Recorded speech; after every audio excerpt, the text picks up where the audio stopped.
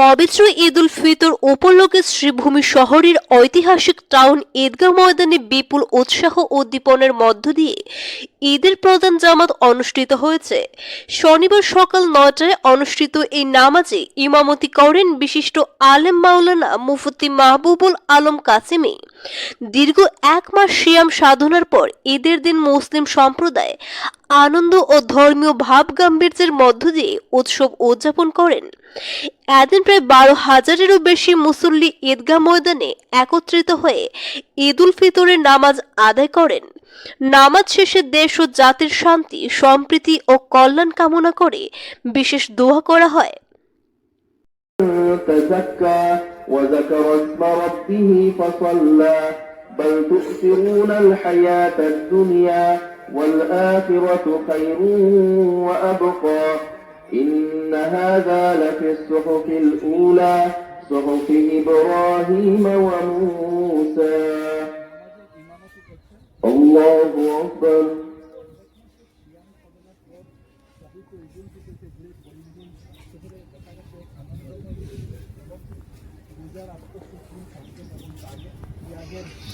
سمع الله لمن حمده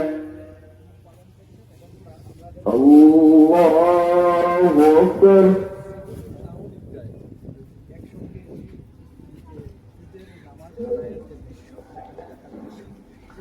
الله أكبر الله أكبر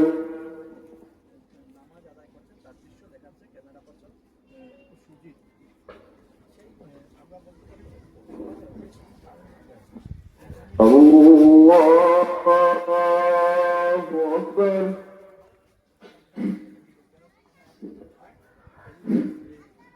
الحمد لله رب العالمين الرحمن الرحيم مالك يوم الدين إياك نعبد وإياك মুখ্যমন্ত্রী হিমন্ত বিশ্ব শর্মার আশীর্বাদে তৃতীয়বারের জন্য রামকৃষ্ণনগর সমষ্টির জনগণের সেবা করার সুযোগ পেয়েছি বলে প্রতিক্রিয়া বিধায়ক বিজয় মালাকারের। জনজোয়ারে ভাসলেন রামকৃষ্ণনগর এর বিজেপি প্রার্থী বিজয় মালাকার। তৃতীয়বারের ভাবে বিজেপির টিকিট লাভ করে আজ নিজ সমষ্টির উদ্দেশ্যে বিশাল কর্মী সমর্থকদের নিয়ে রওনা দেন দুবারের বিধায়ক বিজয় মালাকার। সমষ্টির প্রথম প্রান্ত ঘোড়ামারা থেকে বিশাল বাইক র্যালি করে রামকৃষ্ণনগরের উদ্দেশ্যে যাত্রা করেন। রাস্তার বিভিন্ন জায়গায় সমর্থকদের উষ্ণ সংবর্ধনায় সম্মুখীন হন বিজয় মালাকার। বিজয় মালাকার বলেন, আমাকে মুখ্যমন্ত্রী এই জায়গায় পৌঁছে দিয়েছেন, আমি চিরকাল মুখ্যমন্ত্রীর নিকট কৃতজ্ঞ থাকব। নাগরিকত্ব নিয়ে ওঠা অভিযোগ প্রসঙ্গে বিধায়ক বলেন, এটা কেবল বিরোধীদের ইস্যু। প্রকৃতিতে ওনার বংশ পরিচয় তুলে ধরে জনসমর্থনের উদাহরণ তুলে ধরেন।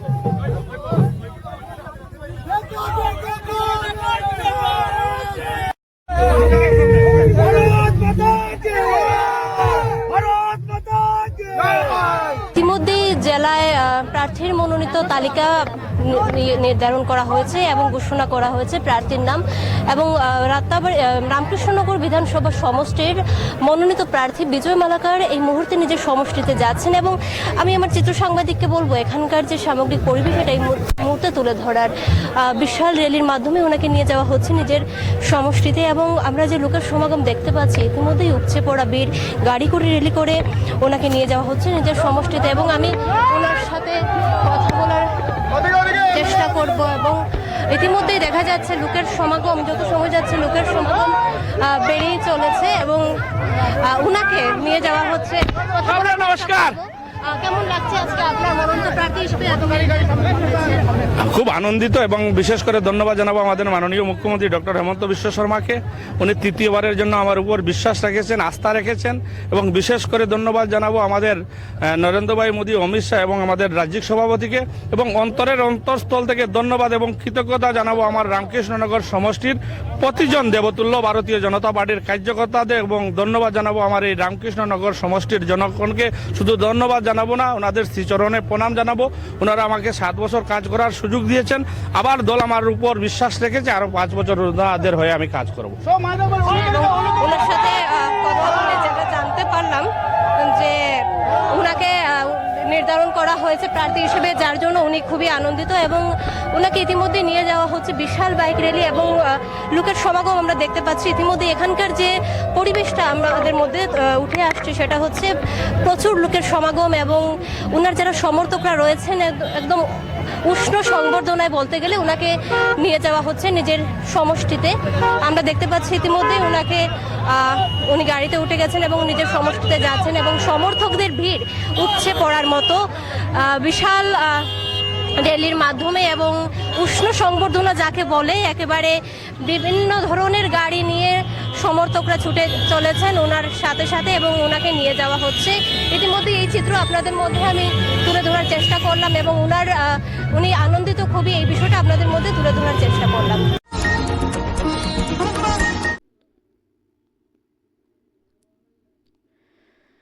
সমগ্র রাজ্যের সঙ্গে সঙ্গতি রেখে বরাক উপত্যকার কাছাড় জেলার শিলচর শহরের শান্তিপূর্ণ পরিবেশে পবিত্র ঈদ উল ফিতর উদযাপিত হয়েছে।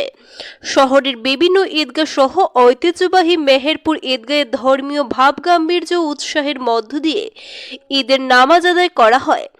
ঈদ উল ফিতরের দিনে যাতে কোনো ধরনের অপ্রীতিকর ঘটনা না ঘটে সেদিকে লক্ষ্য রেখে প্রশাসনের পক্ষ থেকে কড়া নিরাপত্তা ব্যবস্থা গ্রহণ করা হয়, ফলে গোটা শহর জুড়ে শান্তিপূর্ণ পরিবেশ বজায় ছিল। শনিবার সকালে শিলচরের বিভিন্ন ঈদগাহে মুসলিম ধর্মাবলম্বীরা বিপুল সংখ্যায় জমায়েত হয়ে ঈদের 2 রাকাত নামাজ আদায় করেন। বিশেষ করে ঐতিহ্যবাহী মেহেরপুর ঈদগাহ ময়দান ঈদের নামাজ উপলক্ষে এক বিশাল জনসমুদ্রে পরিণত হয়। ঈদের নামাজ ইমামতি করেন বিশিষ্ট আলেম মৌলানা আব্দুল ওয়াহিদ সাহেব।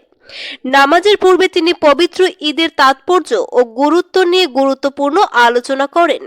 পরবর্তীতে দেশ ও জাতির কল্যাণ এবং বিশ্ব শান্তি কামনায় বিশেষ মোনাজাত পরিচালনা করা হয়। নামাজ শেষে মুসল্লিদের মধ্যে আনন্দঘন পরিবেশে একে অপরের সঙ্গে ঈদের শুভেচ্ছা বিনিময় করতে দেখা যায়। এই সময় মৌলানা আব্দুল ওয়াহিদ সাহেব উপস্থিত সকলকে ঈদের শুভেচ্ছা জানিয়ে ভ্রাতৃত্ববোধ, সম্প্রীতি ও মানবিক মূল্যবোধ জোরদারের আহ্বান জানান। এদিকে প্রতি বছরের মতো এবারও ঈদ উপলক্ষে মেহেরপুর ঈদগাহ সংলগ্ন কাছাল পয়েন্ট এলাকায় বসে অস্থায়ী দোকানপাট। সেখানে বিভিন্ন ধরনের খেলাধুলার সামগ্রী ও খাদ্যদ্রব্যের দোকানে শিশু কিশোরদের ব্যাপক ভিড় লক্ষ্য করা যায়। এছাড়াও ডিয়ার বয়েজ ক্লাবের উদ্যোগে কাছাল পয়েন্ট এলাকাকে ঈদ উপলক্ষে সুসজ্জিত করে তোলা হয়। আকর্ষণীয় গেট নির্মাণ ও বর্ণিল আলোকসজ্জায় পুরো এলাকা উৎসব মুখর হয়ে ওঠে।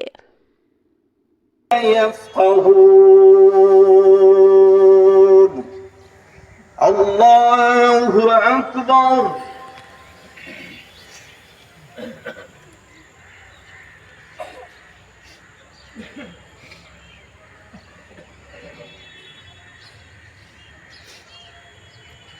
سمع الله لمن حمده. الله أكبر.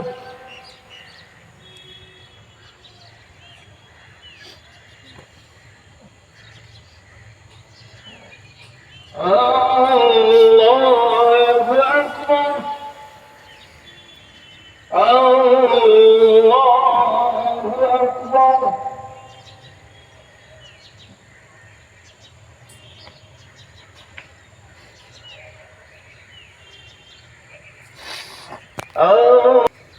الحمد لله رب العالمين الرحمن الرحيم مالك يوم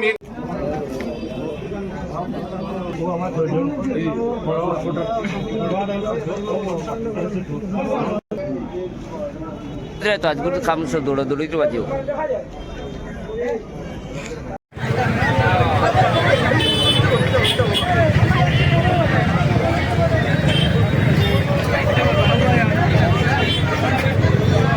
জন্য দুইটি ধর্মীয় বড় উৎসবের মধ্যে উল্লেখযোগ্য একটি উৎসব হলো ঈদ উল ফিতর, যা আজকে প্রত্যেকটি জায়গায় ঈদগাহ মসজিদে উদযাপিত হইতেছে।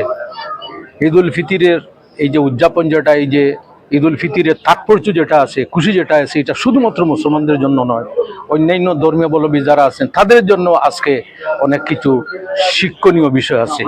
যেহেতু এই ঈদ গোটা পৃথিবীর মানুষ যারা আছে, বিশেষ করে মুসলমান এবং অন্য ধর্মাবলম্বী যারা আছে, তাদের মধ্যে একত্রতা, তাদের মধ্যে একতা সৃষ্টি করার একটি উল্লেখযোগ্য একটি উপায় হলো, যার জন্য দেখবেন ঈদের নামাজ পড়ে প্রত্যেক মানুষ অন্যের সঙ্গে কোলাকুলি করে, মুসাফা করে এবং প্রত্যেকের জন্য দোয়া করে। তাই আমি বলি যে এই ঈদটা গোটা পৃথিবীর মানুষের জন্য শিক্ষণীয় বিষয়। এই যে এই ঈদের মাধ্যমে মানুষের মধ্যে ধর্ম নির্বিশেষে মানুষের মধ্যে একতা, একত্রতা এবং ইত্তেফাক যেটা আছে সেটা সৃষ্টি হয়। যখন মানুষের মধ্যে একতা এবং একত্রতার সৃষ্টি হবে, তখন মানুষের মধ্যে থেকে যে দূরী যেটা আছে, মানুষের মধ্যে থেকে যে একটা পার্থক্য আছে, সেই পার্থক্য দূর হবে এবং প্রত্যেক ভাই হিসাবে এই পৃথিবীতে আমরা বসবাস করতে পারি। বিশেষ করে আমাদের দেশে, আমাদের গ্রামে, আমাদের গঞ্জে আমরা সুন্দর মতে সুষ্ঠুভাবে একে অন্যের সাথে মিলেমিশে আমরা বসবাস করতে পারি। ঈদ উল ফিতর সমগ্র দেশবাসী ঈদের নামাজ আদায় করেন এবং ঈদের নামাজ আদায়ের পর আমরা সবে বাচ্চা কাচ্চা সবে খুশি আনন্দ উপভোগ করে এবং একে অন্যের গলায় মিশে আনন্দ উপভোগ করেন এবং আমরা জাতি ধর্ম বর্ণ নির্বিশেষে সবাই ঈদের আনন্দ এবং শুভেচ্ছা জ্ঞাপন করি। তাই আজকে ঈদের নামাজ মেহেরপুর ঈদগাহে আদায় করেন হযরত মৌলানা আব্দুল ওয়াহিদ সাহেব।